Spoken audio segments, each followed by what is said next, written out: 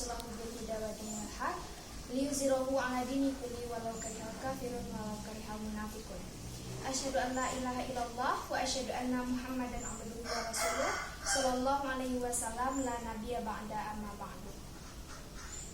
Puji syukur kita ucapkan kehadirat Allah Subhanahu wa taala karena pada saat sekarang ini kita masih diberikan kesempatan untuk bersama berkumpul di ruangan yang insyaallah penuh barokah ini untuk memperoleh dan mempelajari ilmu pengetahuan. Baiklah, di pertemuan sekarang kita akan mempelajari mengenai macam-macam sunnah Nabi Muhammad SAW. Yang mana macam-macam sunnahnya itu ada 4. Ada sunnah kauliyah, ada sunnah fi'liyah, sunnah takririah, dan juga sunnah hamniyah. Dan juga kita akan mempelajari tentang perilaku orang-orang yang memahami macam-macam sunnah tersebut. Baiklah, yang sekarang kita mempelajari 4 macam sunnah. Yang pertama ada sunnah kauliyah, yang mana sunnah kauliyah ini adalah bentuk perkataan atau ucapan yang disandarkan kepada Nabi Muhammad SAW yang berisikan tuntunan ataupun petunjuk ataupun peristiwa-peristiwa ataupun kisah-kisah yang berkenaan dengan aspek akidah, akhlak, dan juga syariah. Kemudian dengan kata lain sunnah kauliyah ini yaitu sunnah Nabi Muhammad SAW yang berupa ucapannya saja dan dalam bentuk ajaran, dalam bentuk perintah, dan juga dalam bentuk larangan kepada umat Islam. Kemudian dilihat dari tingkatnya ini, sunnah kauliyah itu menempati urutan pertama, yang berarti kualitas dari sunnah ini itu adalah kualitas pertama dari takririyah. Kemudian contoh sunnah kauliyah ini yaitu hadis tentang persatuan orang-orang beriman. Bismillahirrahmanirrahim. An Abi Musa qala Rasulullah sallallahu alaihi wasallam al-mu'minu lil mu'mini kal bunyan yashuddu ba'du ba'dan. Yang artinya dari Abu Musa, Rasulullah sallallahu alaihi wasallam, orang mukmin yang satu dengan mukmin yang lain itu bagaikan satu bangunan, satu dengan yang lain itu saling mengokohkan. Itu adalah hadis riwayat Al-Bukhari. Kemudian yang kedua itu yakninya adalah sunnah fi'liyah, yang mana sunnah fi'liyah ini adalah segala perbuatan yang disandarkan kepada Nabi Muhammad, dan kualitas sunnah ini adalah kualitas tingkat keduanya setelah sunnah dari kauliyah tadi.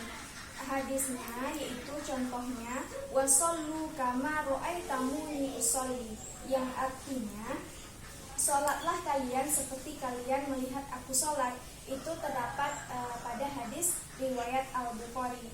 Kemudian kita masuk ke sunnah yang ketiga, yaitunya sunnah takririyah, adalah sunnah yang berupa ketetapan Nabi Muhammad terhadap apa yang datang atau dilakukan para sahabatnya. Dengan kata lain, sunnah takririyah itu sunnah yang berupa penetapan Nabi Muhammad terhadap perbuatan para sahabat yang diketahui Nabi Muhammad. Kemudian yang terakhir itu macamnya adalah sunnah hamniyah, yang ininya sunnah yang dikehendaki oleh Nabi Muhammad SAW tetapi belum dikerjakan, dan itu hanya rencana tetapi belum dikerjakan Rasulullah. Kemudian Rasulullah meninggal dunia dan itu belum dikerjakan, karena di dalam diri Nabi Muhammad itu terdapat sifat-sifat, keadaan, serta hasrat untuk melakukan sesuatu.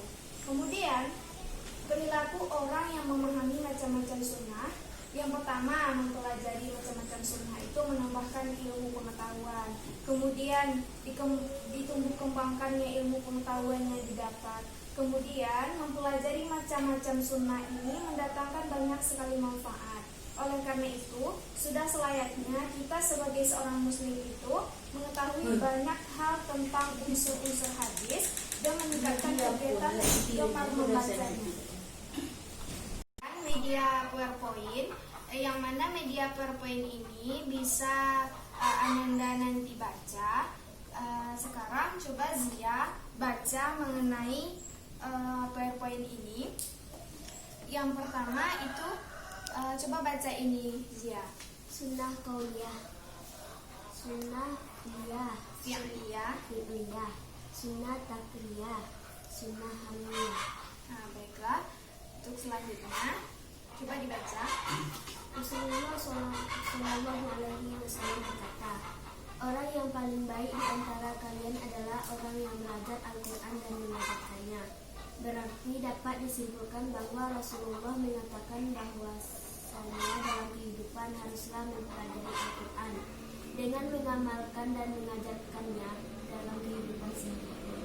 Berarti di sini dapat kita ketahui sunnah qauliyah itu adalah Rasulullah itu berkata, orang yang paling baik di antara kalian adalah orang yang belajar Al-Quran dan juga mempelajarinya.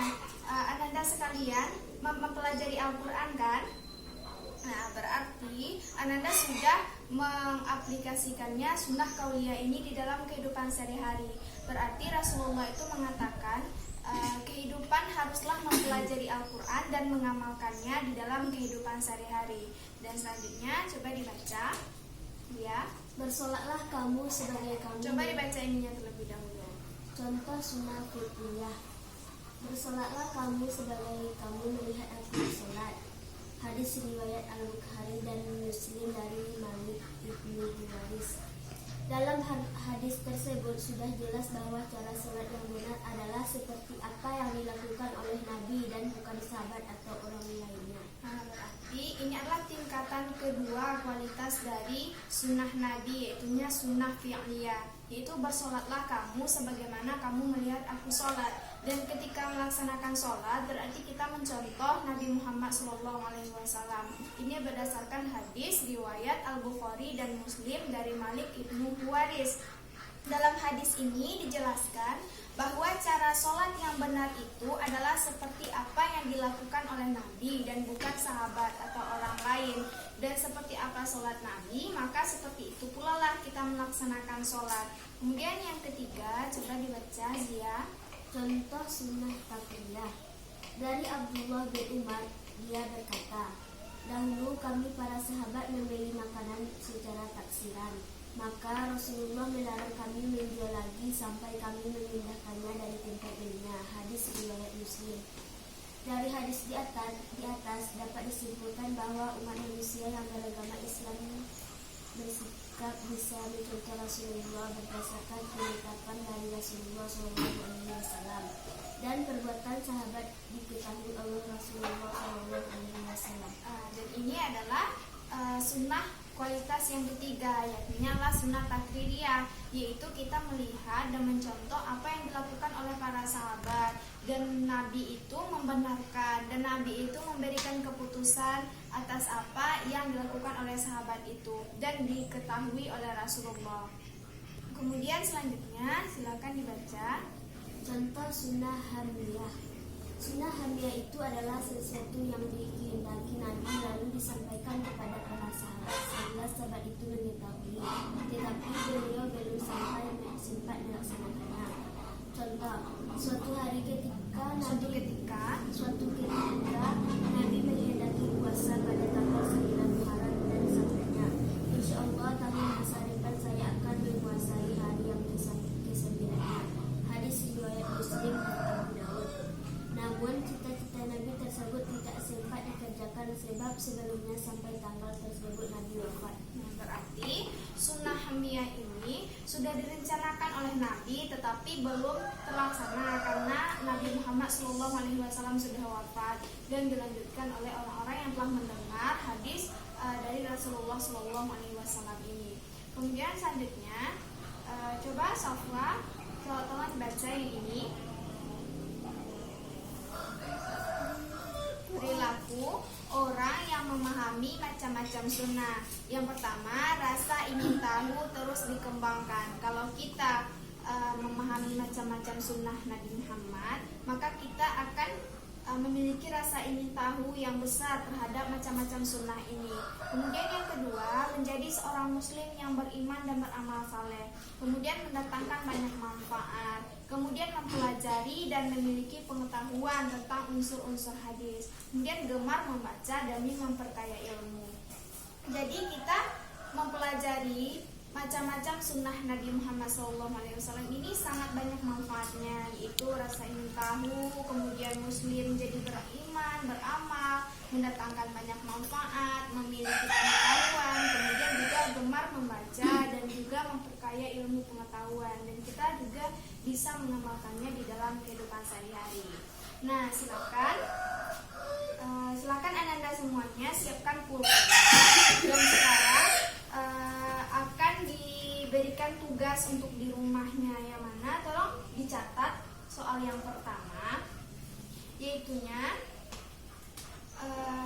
carilah dan jelaskan contoh dari keempat macam-macam sunnah Nabi Muhammad SAW.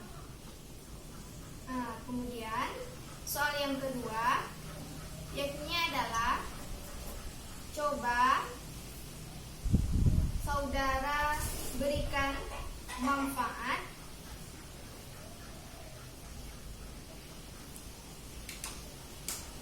dari memahami macam-macam sunnah ini.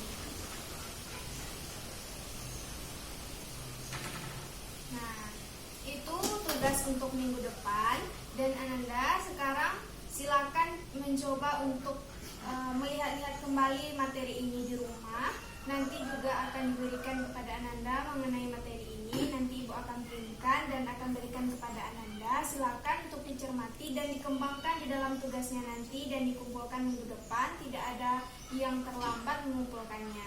Mungkin hanya sekian pertemuan kita pada hari ini. Assalamualaikum warahmatullahi wabarakatuh.